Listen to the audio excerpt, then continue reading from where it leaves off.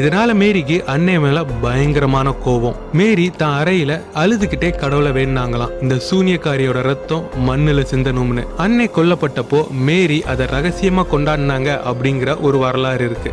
அதுக்கப்புறமா மேரி ராணியானப்போ பல பேரை ரத்த ஆறு ஓட ஓட கொன்னதுக்கு காரணமே சின்ன வயசுல அன்னை அவங்களுக்கு பண்ண கொடுமைதான் சொல்றாங்க. சரி, இப்போ அன்னை மேல சூனியக்காரிங்கிற முத்திரை குத்தப்பட்டது ஏன்னு பார்க்கலாம். ராணியான சில வருஷங்கள்லயே ஹென்ரிக்கு அன்னை மேல இருந்த ஆசை குறைய ஆரம்பிச்சது. காரணம், அவருக்கு ஒரு ஆண் வாரிசு வேணுங்கிறதுனால. ஆனா அன்னைவுக்கு பிறந்தது ஒரு பெண் குழந்தை. இதனாலேயே ஹென்றி அவங்கள ஓரங்கட்ட பல பொய் குற்றச்சாட்டுகளை கிளப்பி விட்டாரு. அதுல முதலாவது அவரோட 6வது விரல்.